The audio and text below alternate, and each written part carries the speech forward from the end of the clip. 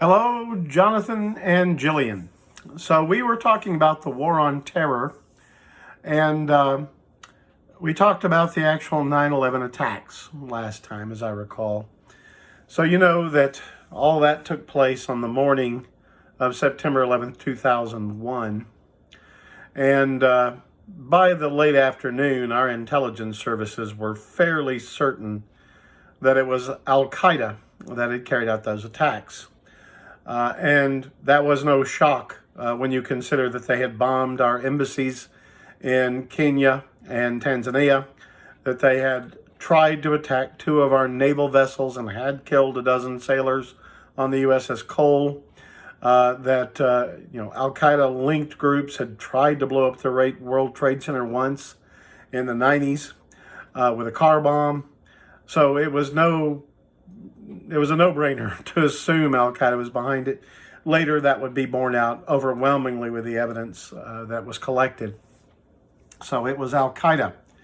Now, I mentioned to you that Sudan had thrown Osama bin Laden out, but he had been welcomed into Afghanistan.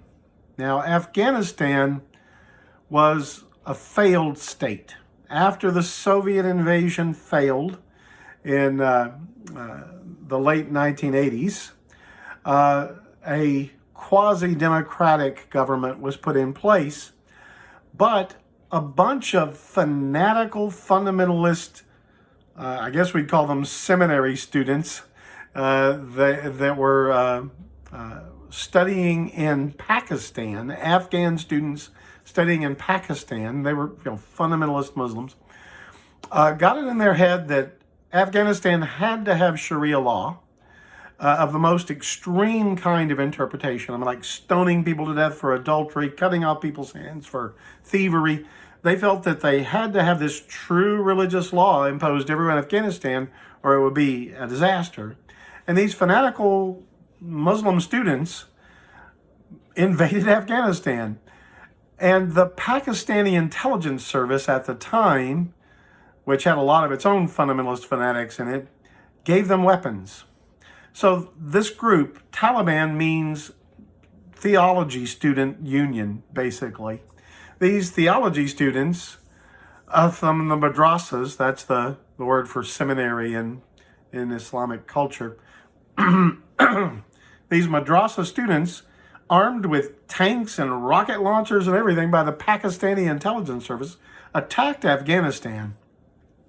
And shockingly, these amateur soldiers managed to capture big chunks of Afghanistan in just a matter of months. And they set up governments in this fanatical, fundamentalist religious idea everywhere they went and started killing people for, it was like the barbarous parts of the early Middle Ages in the late 20th century in Afghanistan. They would force people to go to soccer stadiums and watch people be stoned to death for adultery or have their hands cut off for crimes. They banned all education of girls, period. Nothing. No girl could be taught anything. This Taliban government, eventually they grabbed all of Afghanistan.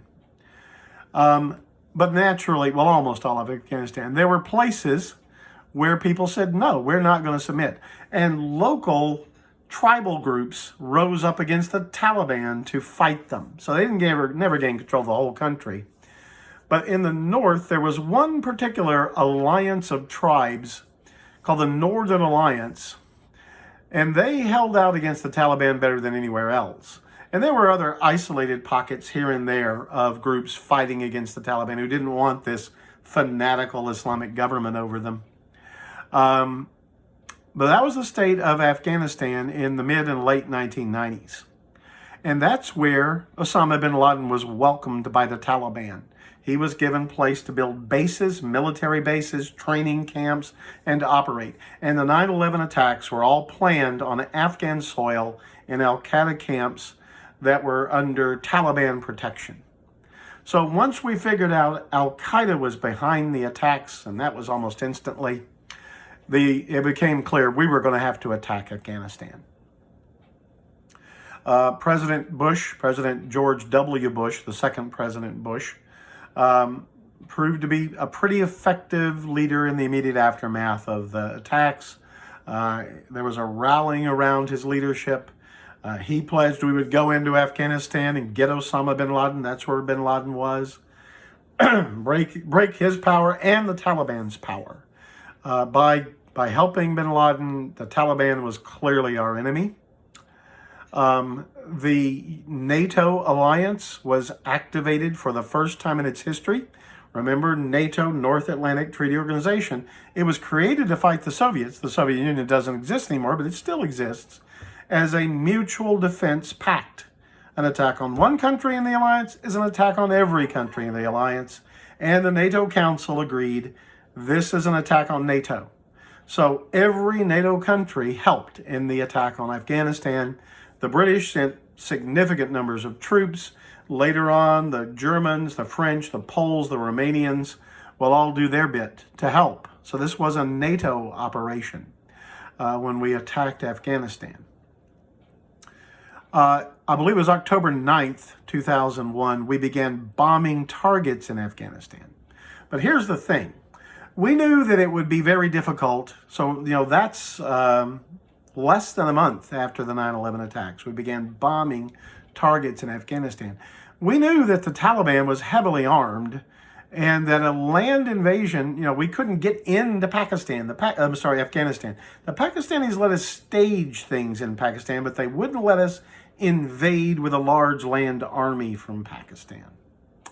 So we made a plan to send in special forces and CIA operatives to parachute them in, mostly, and link up with the Northern Alliance and other rebel groups, tribal groups that were fighting the Taliban already. And that they would provide weapons and coordination, and that American, airborne forces could come in once these Northern Alliance and other groups could maybe grab some air bases. If they could grab a couple of landing strips, then we could start sending in real numbers of American troops.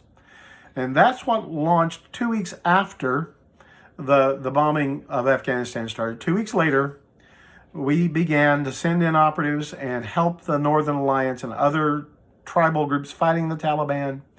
They had great success. And within a month, we were able to get large numbers of troops on the ground as well as our air forces over Afghanistan.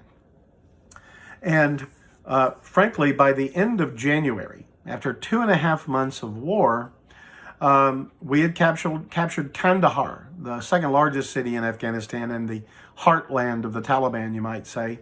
We had captured even it. So that really within 3 months, Afghanistan was in the hands of our friends. Later in the summer of 2002, Hamid Karzai, an Afghan who had lived in America for years, a fluent speaker of English, well-educated man, was elected president of Afghanistan in free elections. And he was very pro-American, at least at first. So that all looked great. But 2 big problems.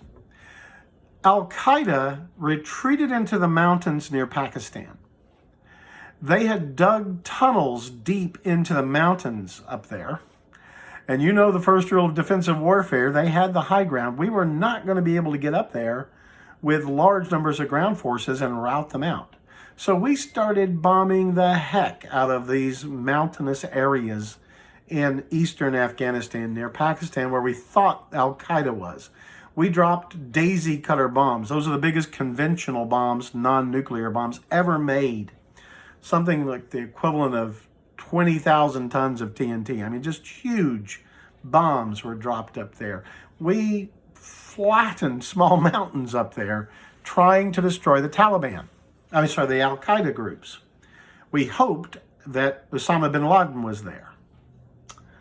Well, by the time ground forces could follow the bombing, there wasn't much fighting left. We did kill a lot of Al-Qaeda guys in those mountains.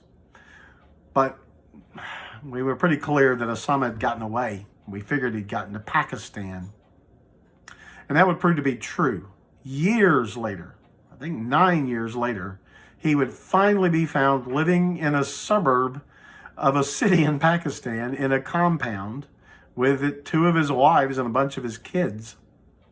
And we would send special forces in, Delta Force in, and they would kill him and carry his body out. He was positively identified, cremated, and dropped into the Indian Ocean.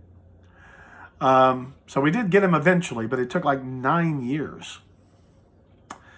Afghanistan, though, would not prove to be a sweeping victory. This is one of the things we've discovered in the 21st century.